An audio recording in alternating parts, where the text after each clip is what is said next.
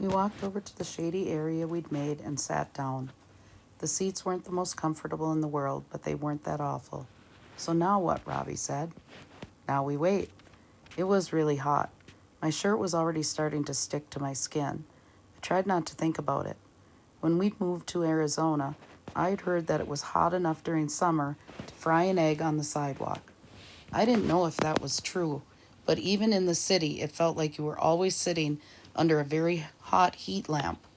At least there you had air conditioning and swimming pools. So how long have we been sitting here? I looked at my watch. 10 minutes. Is that all? Are you sure your watch didn't break? Just then a lizard scurried past us. It ran so fast that it didn't even look like its front legs were touching the ground. Wow, that was a humongous lizard, Robbie said.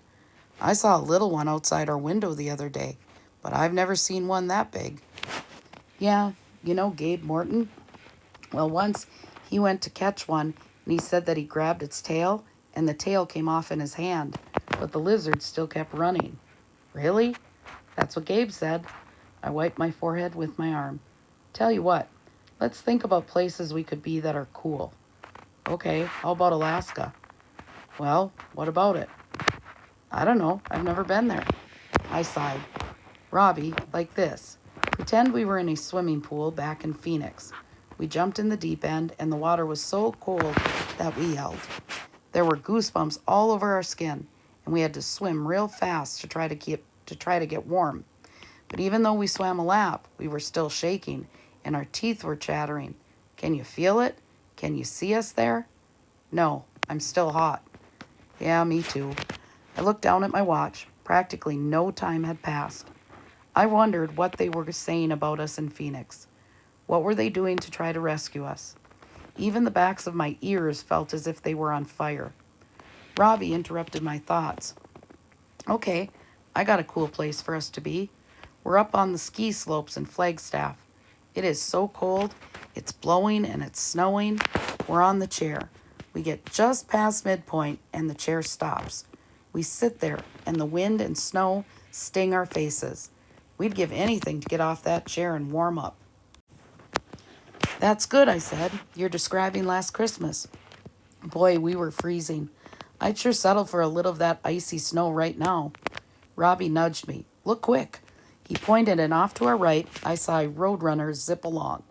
It was so fast, it ran almost directly in front of us, and we both noticed that it had a firm clamp on the head of a lizard. The body was still hanging from the bird's mouth. Sick, Robbie exclaimed. Then he wrinkled his forehead. I wonder what other bugs and stuff are out here. I sure hope we don't run into our friend the snake from last night. I was worried about that myself, but I figured most of the animals probably slept during the day and came out at night when they didn't have to be out in the sun. I sure hoped I was right because our only weapon was a car jack, and I wasn't sure that'd be much help. I mean, suppose one of us got a poisonous bug on us. We couldn't very well hit it with the jack. I'd never seen a real scorpion, but I knew there were supposed to be scorpions in the desert. They had long, curving tails filled with poison at the end, and some people died from scorpion stings. Suddenly, it felt like a spider was crawling up my leg. I jumped up and brushed myself off, but I didn't see anything. What's wrong? Robbie said. Nothing. I just wanted to stretch. You know, it's hard to keep sitting. Robbie stared at me, and then he copied Mom's I don't believe you one bit look. He raised one eyebrow and moved his lips as if he was eating sour candy. I wish there was something else we could do to get ourselves rescued, but I just couldn't think of anything. I crossed my fingers and hoped that wherever we were was a frequently used part of the desert. Pretty soon, Robbie got up too. He started collecting a lot of little rocks, and then he put them all down next to our chairs. I grabbed a handful of the rocks. Hey, Robbie complained, get your own. I will, I said, but we'll need yours too. That pile of rocks just reminded me of something I read. When you're lost, you're supposed to make a big X on the ground by where you are so they can see you from the air. In a few minutes, we had gotten enough rocks to make the X. Then we started laying the rocks out. When we were done, Robbie shook his head. That doesn't exactly look like an X to me. I had to agree. It was hard to see the whole X when we were so close to the ground. I stood up, took the heel of my shoe, and scraped an X into the dirt. Now let's fill it in with the rocks. The sun beat down on our necks as we made it, and it felt good to sink back into our shady spot. Robbie wiped his forehead with his arm. Boy, I sure hope they used that X to find us, because it was so hot to make it. I don't care what they use. I just hope they get here pretty soon. The two of us sat under the towel. There didn't seem to be anything else to say or do, and it was really boring just sitting there. I kept looking at my watch. It seemed like we had been sitting for hours, but each time my watch showed only a couple of minutes had passed. Robbie started fiddling with some of the extra rocks we'd collected. Hey, he nudged me. Let's play a game. Let's try to get the rocks into the hubcaps. Nah, I don't feel like it. Oh, come on. What else is there to do? It's boring and it's hot just to sit here. After about 15 minutes, we had exhausted our supply of rocks. From looking at the hubcaps, it was easy to see why Robbie was the baseball pitcher instead of me. I had no intention of collecting the rocks so that I could get beaten again. And Robbie's face was almost as red as his hair. I guess he decided it was too much work to go round them up again, too. I wonder, Robbie paused, I wonder if I'll ever get to pitch in a baseball game again. Sure, I said, trying to joke. Who ever heard of an 8-year-old's pitching arm giving out? Don't treat me like such a little kid. You know what I mean?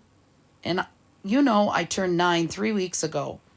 I'm not staying here anymore. It's too awful just to sit here and get hotter and hotter and hotter. I'm walking out of here. We tried it your way and nothing has happened. We haven't heard any rescue planes or helicopters. We haven't seen any jeeps out looking for us. Face it, no one is coming. If you're too chicken to try to find your way out, you can just stay, but I'm leaving.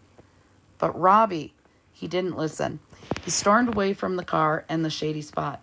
He didn't even take any of the water with him. I didn't know what to do. There was no way he could survive if he kept walking, but it might kill us both if I tried to stop him.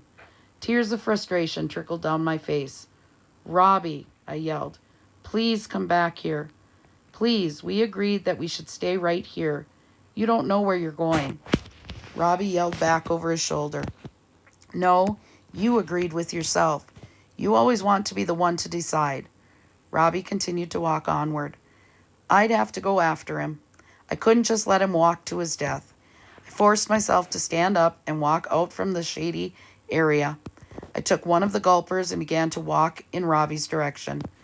I could probably catch Robbie.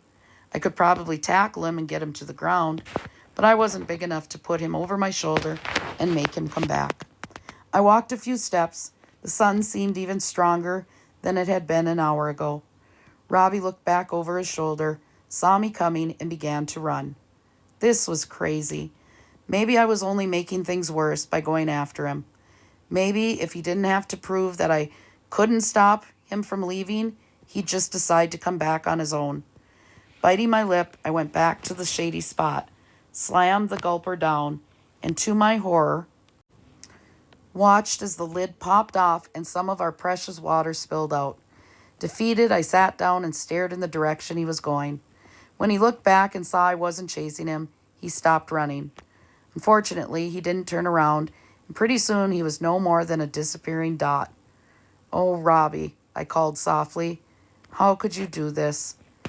Even if by some chance I did get rescued, how could I ever live with the fact that I'd let my little brother just disappear into the desert somewhere? My throat felt like it was on fire. I reached over for the gulper and took a sip, swishing the water around my mouth to make it last longer before I swallowed it.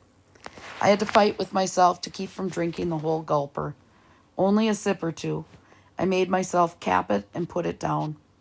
I'd hoped with everything in me that Robbie would just turn around and come back, but he didn't. I put my hand across my eyes. I knew that I had to go out after him and try to get him water and shade. I tried hard not to let myself think that my trying to rescue Robbie would probably mean that no one would ever find either one of us. I decided to carry the gulper with me. This time I checked it carefully to make sure that it was tightly fastened and no water would spill out of it as I carried it. Then I began to walk in the direction that I'd seen Robbie go. My skin felt like it was being burned alive. It seemed almost like I'd crawled into a giant oven, and someone had shut the door, then turned the temperature up too high. At least I was gaining on the figure in the distance. Then I realized why. It was coming toward me. I continued to walk to the approaching figure. It had to be Robbie. After all, I'd seen him go this way, and the two of us were the only ones who seemed to even know about this spot, except the snakes, the coyotes, and the kidnappers.